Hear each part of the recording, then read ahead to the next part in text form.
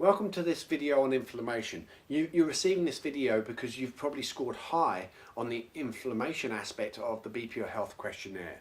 So in this video I want to explain to you what is inflammation, why is it a problem, and then also give you some tips that's going to help lower your inflammation. So when we talk about inflammation, we're really talking about aches and pains. A lot of people don't often think of that, but most of the inflammation that we get from in our body is actually from our own immune system. And so the more that we can have our immune system controlled and doing exactly as we want, the less inflammation we have. The trouble is, for a lot of people in the modern world, their immune system is kind of out of control. It's kind of like having three Labradors in with the sheep. There's a lot of collateral damage. And so when people have an overactive or dysfunctional immune system, they generally have increased aches and pains, and we can see and measure that. So we want to reduce people's aches and pains. The benefits of doing this is literally going to be less aches and pains for most people. Also, it then means that people are going to have more energy. It can also mean that it can help you sleep better as well, because many people with increased aches and pains tend not to sleep very well. Okay, so let me give you some tips that you can apply to start controlling and reducing your inflammation. And the first thing is we want to start avoiding the foods that are inflammatory. And we know that gluten is inflammatory for everybody. So let's start by moving and minimizing gluten in our diets as much as possible.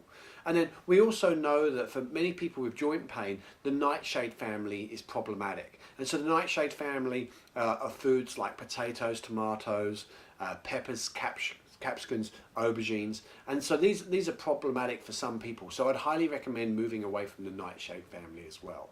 Now we also want to reintroduce and eat more of the foods that are anti-inflammatory, and so these are going to be foods pretty much that are containing a lot of omega-3 fatty acids. So these are going to be foods like free-range grass-fed animal meats, green leafy vegetables, and particularly fresh cold water fish, going to be your best sources of omega-3 fatty acids. We also want to be eating other foods like garlic and turmeric and ginger, which are all going to really help inflammation. When we start looking at where this inflammation is coming from, we know that a lot of this inflammation is coming from the digestive system, because this is where most of the immune system is located.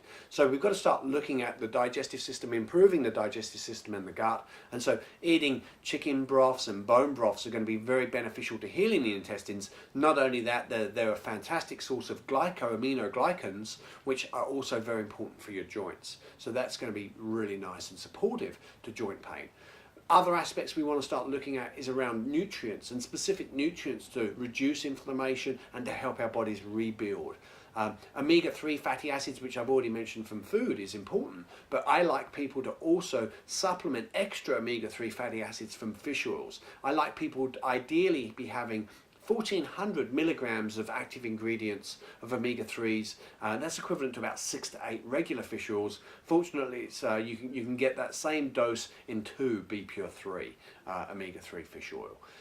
The other factor I would like people to be aware of is their vitamin C levels. And vitamin C increases collagen synthesis by 8 times, 8-fold increase. And so we want to improve how quickly your body is able to repair. And so having adequate vitamin C, this is another reason why it's important to eat fresh fruits and vegetables throughout the day to get these levels in. Now you can test for inflammation quite nicely and quite easily. A couple of the key tests around this would be a C-reactive protein, which is a 10-day measure of how much inflammation, aches and pains you've had. Another test would be an ESR, which is a 40-day measure. Now often we find people who have a lot of inflammation and a lot of aches and pains have some degree of autoimmunity, where their body is attacking their own cells. And so it's good to get this tested as well, because you can then see and track and measure these markers to see how well the diet and lifestyle changes are working.